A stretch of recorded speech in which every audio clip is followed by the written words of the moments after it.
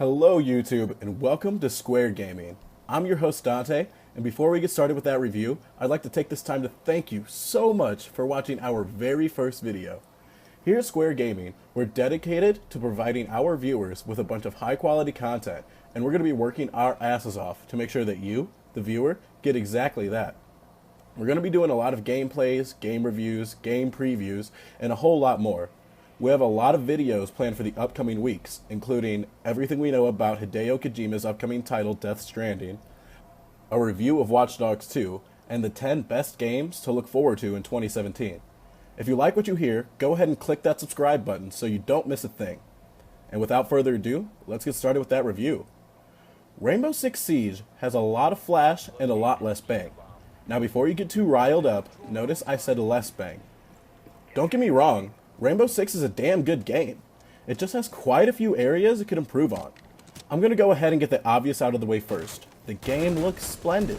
The graphics are beautiful, it makes great use of the shadows, and the lighting is terrific. They also put a crazy amount of detail into the weaponry, the environments, and the characters. On a purely visual level, the game is near perfect. I do gotta say though, that as pretty as the game is, it doesn't make up for the lack of campaign and single player features. With as pretty as the game is, you can't help but finding yourself wanting a beautiful, dramatic cutscene here and again. I digress. Let's move on to the gameplay. The gameplay is sharp, responsive, and challenging. The controls are easy to learn, but adapting to the way the game is played? Not so much. There are two main game modes you can play, Terrorist Hunt and Multiplayer. Anyone familiar with Rainbow Six knows about each game mode, so I won't go too in-depth.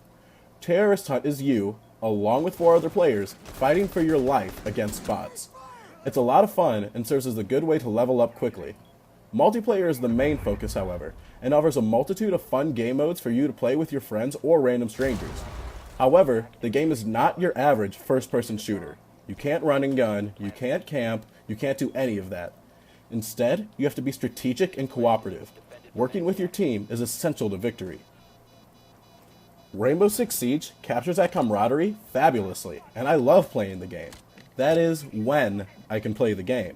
The servers are nothing short of disappointing, and I'm a player with a very good network connection, yet my time spent playing Rainbow Six is riddled with endless matchmaking and a plethora of disconnected from host messages. That aspect of the game gets very irritating very quickly, but the gameplay is good enough that you'll tolerate it. The aspect of the game that I have the most mixed feelings about is the community. Once you reach a certain level, you're playing ranked multiplayer with people that enjoy to work together and communicate, which is great.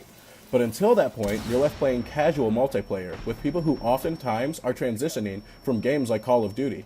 They, in turn, believe you can play Rainbow Six as if it were Call of Duty, which you can't. And if you try, you're not only going to get yourself killed, but you're also going to get your team killed. Don't be that guy. Talk to your team and think your way through the matches. Lastly, we have the characters, otherwise known as the operators. I absolutely love the operators. Ubisoft imagined militants based off a bunch of different real-world institutions, such as the FBI, Navy SEALs, and Russia's Spetsnaz. Each character has a special ability which could give you an advantage in-game. For example, in this gameplay, I'm playing Terrorist Hunt as Blackbeard, a Navy SEAL. Blackbeard's special ability is that he has 2 mounted shields to put on his gun when he needs to. These easily save your life mid-game, which makes him my favorite character.